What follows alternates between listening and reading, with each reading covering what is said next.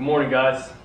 So, it's another bright sunny Saturday here at the garage, and you see that I've got a Honda stripped down to 1,000 parts behind me.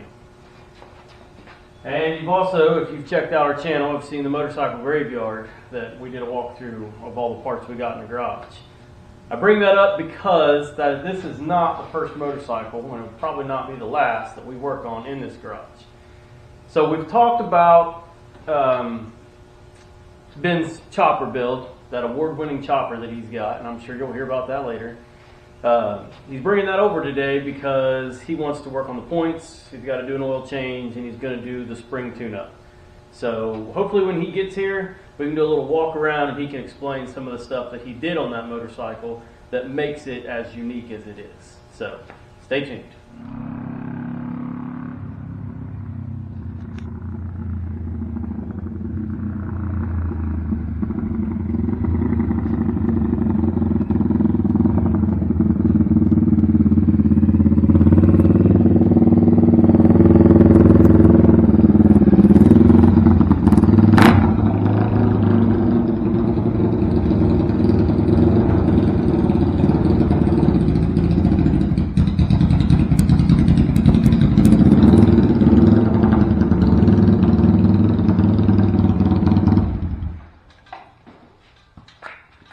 Morning.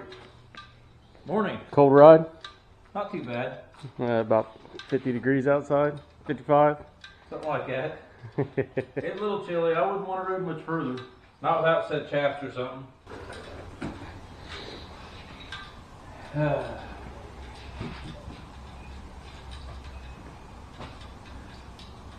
Smell of burnt oil, old fuel, and exhaust wrap in the morning.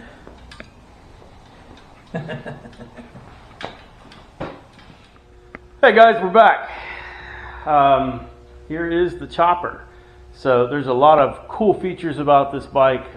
Some very unique things went on during the build, and I hope that Ben gets to talk about all those. But he brought it over today for a service.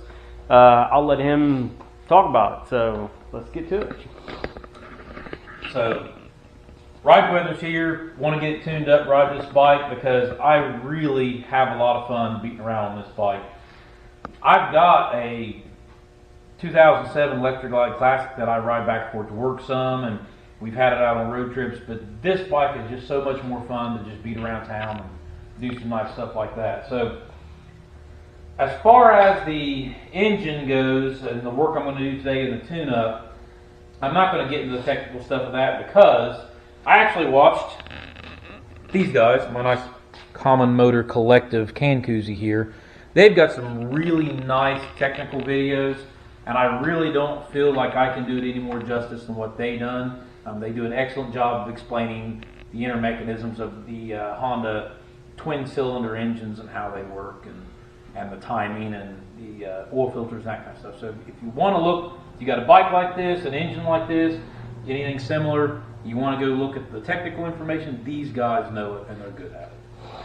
So, as far as what I'm going to do today is just standard tune-up stuff, nothing spectacular. But we're going to talk about what I've got sitting here because other than the motor being a standard motor, the rest of it around it is completely, it's unique to say the least. So, one thing I done was I got rid of the factory carburetors and went with a Mikuni. Those are a 32 millimeter Mikuni. They're mechanical slide operated. So when you roll on the throttle, and you can't see it, but it pulls the slide up inside the carburetor. There's no vacuum, no assistance of any kind. It's just direct cable slide. I thought that was a worthwhile upgrade on this bike, and it runs really good. I've not had any issues out of them, and I've put several thousand miles on it at this point, so that was good. The engine mounts, I had to extend them. I had to actually cut them and weld pieces, patches into them to make them longer because I stretched the frame around the engine. So the hole in the frame is bigger than it used to be. And I strengthened the backbone of it and lengthened the down tube and stretched the bottom side of it and then made my own hardtail frame out of black iron pipes. This is just black iron pipes, all this is right here. that I welded to the backbone, and made the plates in the back of it to fit the factory axle keys. That way I could have my chain tensioner just like any other Honda swing arm would have on it. This right here is a eBay buy. It's supposed to be a Triumph sissy bar. That is a boat trailer fender on the rear. Boat trailer. So, you know, you work with what you got. I built this box out of sheet metal. It's supposed to look like an oil box, oil tank, but it's actually an electronics box that I've hidden some of my relays and stuff in. The red tank, I'm sure you guys are looking at, wondering what that is. That right there is a spare gas. It's got a 2.5 gallon tank, and the way it's pitched, I can't use a half gallon of it, so it gets about 100 miles to the tank. But if I want much of a reserve, I carry this around. And just so you guys need to look, this thing had the corona before the virus was big. That's actually a belt beer holder is what that is. That is designed for somebody to put a bottle of beer off of their belt. And bought that and carry my spare gas can around in it. So, other than stretching the frame, Sportster gas tank, Sportster foot pegs, eBay buy for the seats. I mean, I didn't hire anybody to do the leather work. This right here is not even leather, neither is this. This is leather though. But spring seat suspension, the tool bag on the bottom of it, that is a leather bag. This actually has all the tools necessary to take this bike apart, and I've had to take it apart on the side of it a couple of times, because if you ride old bikes and you don't pack them around everywhere on the trailer, you're going to end up working on the side of the road. It's just going to happen. These right here are 32 millimeter dummy rounds, I believe they are. I got them from a military surplus store. They're some sort of weird alloy metal. They was really hard to drill and tap. But I welded a piece of all thread inside this pipe and actually tightened these on there with Loctite. Those are my highway bars. And then I built the front end out of DOM tubing. This is a CB500T triple trees. The 550 actually had the solid handlebar mounts instead of the rubber mounts, because with the ape hangers, the rubber mounts allow too much play at the top, so I went with the solid mount. And plus, the 550 had a little bit less offset from the neck bearing, your distance between your neck bearing and the center of your tube. I wanted the less offset because I wanted the rockers and to try and correct my trail.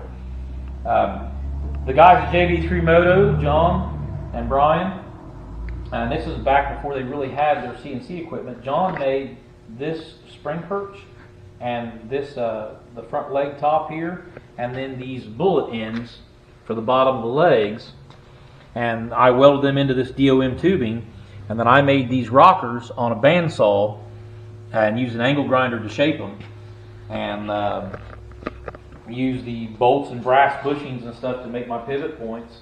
And then Dad actually took some large bolts that had the same size head as these decorative ends here, and he cut the bolt off of it and shaved it down on his little lathe and drilled and tapped it to make these nuts the same size as these decorative ends for that bolt that's in there for my axle.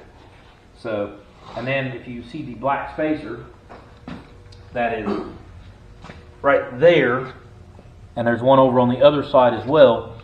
Those black spacers are to help get me my length from the original Honda aluminum spacers. Those are 350. There's a 350 Chevrolet wrist pin that I cut down to the right width I needed, because we had some spare wrist pins sitting around out of an old 350, and they fit the axle just perfect. And so we cut them down, and I got 350 Chevrolet wrist pins on my bike. And then you'll notice that it is a drum brake, which this bike originally, if you go back to the 76 CB500s, it had hydraulic disc brakes. I wanted the drum brake because I wanted to look vintage. This is actually off a 1972 SL350, which was more of a trail bike and not necessarily a street bike. And this is a 21-inch front wheel, because a lot of your trail bikes and stuff had the larger diameter front wheels, obviously for trying to go over larger obstacles in the woods and off-road and stuff like that.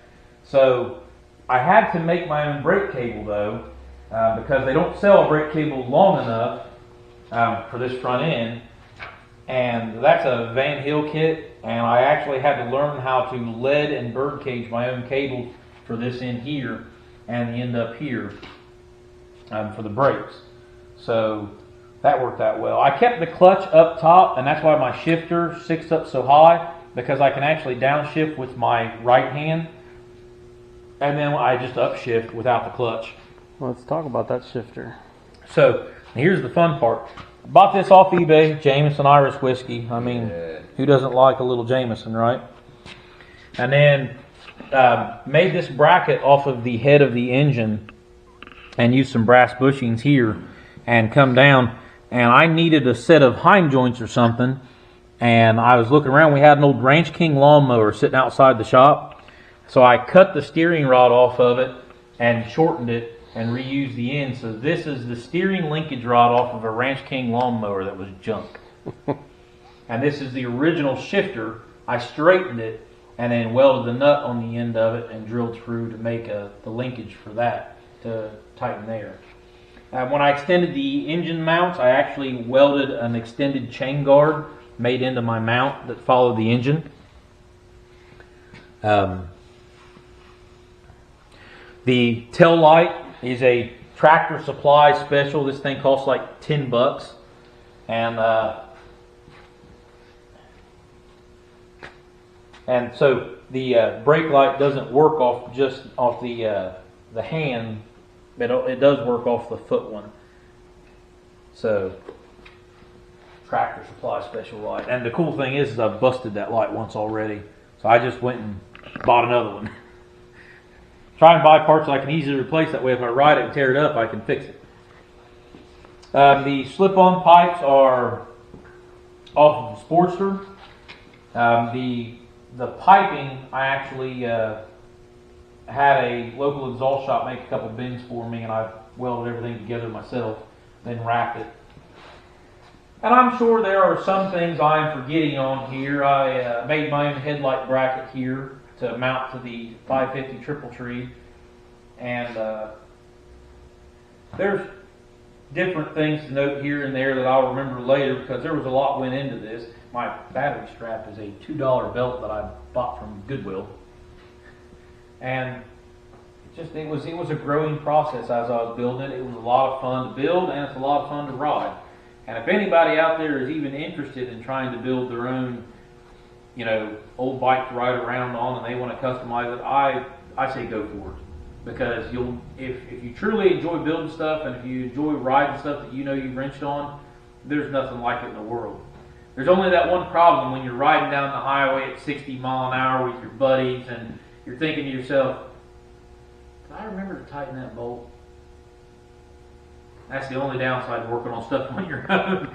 You want to pull over and check everything, but after a while you kind of get over it. But it is a fun bike. But I appreciate you guys checking it out. I actually have the picture documentation of this build on JB3 Moto's channel, and we can put the link to that down in the description. And if you got any questions about it, feel free to comment, ask. If you've got stuff that you're working on, we'll lend you a little bit what I've learned along the ways anyways, and try and answer a few questions. So